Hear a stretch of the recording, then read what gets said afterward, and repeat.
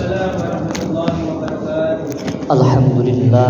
Alhamdulillah wa syukurillah wassalatu wassalamu ala rasulillah Sayyidina wa maulana Muhammad ibn Abdullah wa ala alihi wa ashabihi wa mawala.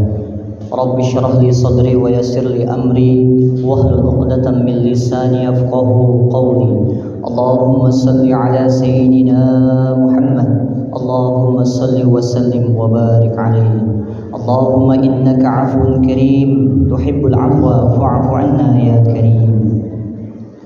Puji syukur kehadirat Allah Subhanahu wa taala, Rabb yang Maha Luhur, Rabb yang Maha Ghafur, yang senantiasa tak henti-hentinya memberikan kepada kita, melimpahkan kepada kita segala nikmat dan karunia-Nya, sehingga kita semua alhamdulillah pada penghujung bulan Ramadan tahun ini kita masih sanggup, kita masih mampu, kita masih bisa.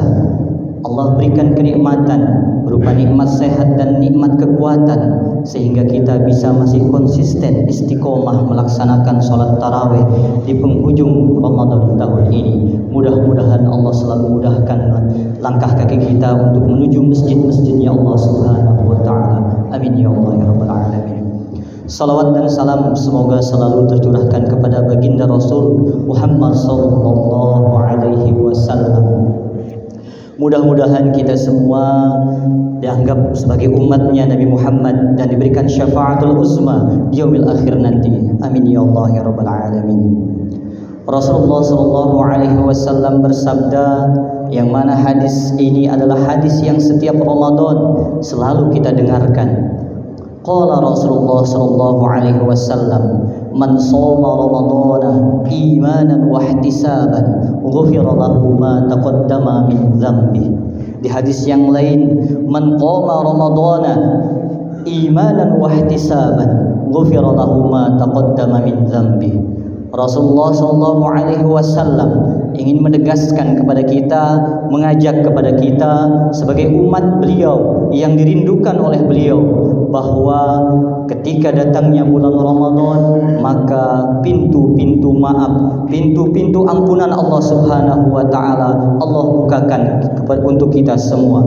Dalam hadis tersebut Rasulullah menjelaskan, barang siapa yang berpuasa pada bulan Ramadan dengan penuh keimanan, dengan penuh keikhlasan, dengan penuh keyakinan kepada Allah Subhanahu wa taala dan pengharapan pahala yang Allah berikan untuk ibadah yang kita lakukan, maka dijamin oleh Allah Subhanahu wa taala diampuni dosa-dosanya yang terdahulu. Begitu pula dengan orang-orang yang mendirikan sholat-sholat malam seperti yang kita lakukan sholat tarawih barusan, mudah-mudahan sebagai bukti nyata di hadapan Allah Subhanahu wa taala bahwa kita istiqomah melaksanakan sholat tarawih, dan mudah-mudahan dosa kita yang terdahulu Allah ampuni. Amin ya Allah ya rabbal alamin. Allah Subhanahu wa taala berfirman, ya ayyuhalladzina amanu kutiba alaikumus syiyam kama kutiba alal ladzina min qablikum la'allakum tattaqun. Ayat ini sudah lumrah kita dengarkan bahwasanya perintah puasa kepada umat muslim sebagaimana Allah perintahkan puasa kepada umat-umat yang terdahulu. Apa tujuan Allah perintahkan kewajiban ini? Tidak lain hanyalah agar kita tergolong menjadi orang-orang yang bertakwa, la'allakum tattaqun, agar kita menjadi orang-orang yang bertakwa. Akan tetapi pertanyaannya, apakah kita akan masuk ke dalam golongan orang bertakwa yang sebagaimana Allah janjikan? Tergantung dari niat yang kita lakukan. Maka Rasulullah sallallahu alaihi wasallam mengatakan bahwa di antara sekian banyak perbuatan amal ibadah yang kita lakukan di masa hidup kita ini, dari mulai puasa, sholat, maka yang ditegaskan oleh Rasulullah adalah sebaik-baik perbuatan yang dicintai oleh Allah adalah adwamuha, yaitu istiqomahnya, kontinuitasnya, lanjutannya. Artinya siap tidaknya kita melaksanakannya secara terus-menerus, tidak melihat banyaknya, akan tetapi sedikit yang terus-menerus itu yang menjadi patokan, itu yang menjadi dasar landasan ketakwaan kita kepada Allah Subhanahu wa taala. Maka Rasulullah sallallahu alaihi wasallam menegaskan pada saat masa hidupnya beliau pada para sahabat, patut bagi kita sebagai umatnya untuk meniru, untuk mencontoh dan melaksanakan 3 amalan pokok yang utama minimal, karena begitu banyak amal ibadah yang bisa kita lakukan. Namun pertanyaannya, bisakah kita istiqomah? Bisakah kita terus melakukannya setiap hari? Bisakah kita menjaga amal ibadah kita tersebut? Maka Rasulullah merumuskan 3 amalan pokok yang setidaknya kita jaga selama bulan Ramadan. Karena kenapa? Karena bulan Ramadan ini Allah lipat gandakan pahalanya. Yang pertama, kata Rasulullah SAW, tingkatkan ibadahmu, tingkatkan sholatmu. Ketika di hari biasa kita sholat 5 waktu, ketika hari-hari yang lain, bulan-bulan yang lain kita selalu berjamaah sholat 5 waktu, maka di bulan puasa ini tingkatkan, tambahkan ibadah kita dengan sholat-sholat sunnah yang lainnya. Ada sholat sunnah duha, ada sholat sunnah syuruk, ada sholat sunnah fajar, ada sholat sunnah rawatib. Rasulullah SAW janjikan, barang siapa yang melaksanakan 12 rakaat sholat sunnah rawatib, dijanjikan oleh Allah dibangun istana di surga nanti. Mudah-mudahan kita semua tergolong ataupun orang-orang yang melaksanakan sholat sunnah rawatib.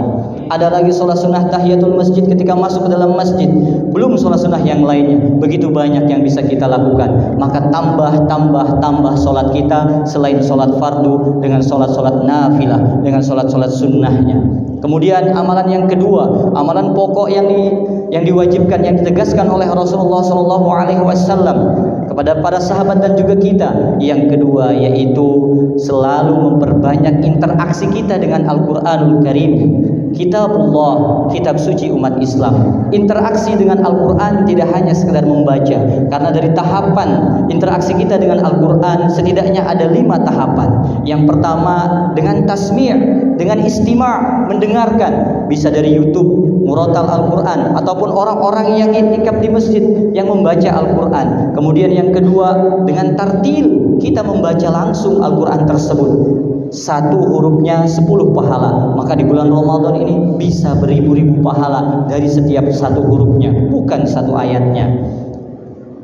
Kemudian tingkatan yang ketiga yaitu tahfiz, sebagaimana dilaksanakan oleh begitu banyak para siswa di Syafana menghafal ayat-ayat Al-Quran. Ini adalah tingkatan yang ketiga. Kemudian tingkatan yang keempat tadabbur, yaitu kita mendalami ataupun memahami isi dari tafsirul Al-Quran, apa makna dari setiap ayat Al-Quran. Kemudian yang keempat, yang paling berat, yaitu mengamalkan apa yang terkait dengan firman-firman Allah Subhanahu wa Ta'ala. Ini adalah amalan pokok yang kedua. Dan yang terakhir, minimal yang bisa kita jaga 3 amalan ini. Yang terakhir yaitu infak, sedekah. Bukankah kita ketahui bahwa barang siapa yang berinfak, maka Allah lipat gandakan dari 7 menjadi 100, 100 menjadi 700, 700 menjadi 1000. Bahkan di bulan Ramadan ini tak terhingga. Tak melihat berapa banyak yang diinfakkan, tak melihat berapa banyak yang disedekahkan, 1000, akan tetapi yang terus-menerus istiqomah itu yang akan menjadi amal ibadah yang dicatat oleh Allah Subhanahu wa Ta'ala. Mudah-mudahan kita semua dapat melaksanakan istiqomah terus-menerus sampai dengan akhir Ramadan tahun ini, dan mudah-mudahan Allah berikan umur yang berkah, umur yang panjang untuk sampai usia kita di Ramadan tahun depan. Amin ya Allah ya Rabbal Alamin.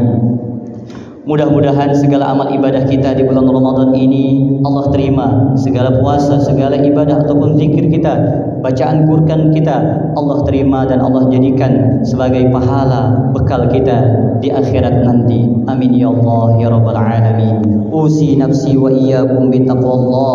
Wassalamualaikum warahmatullahi wabarakatuh.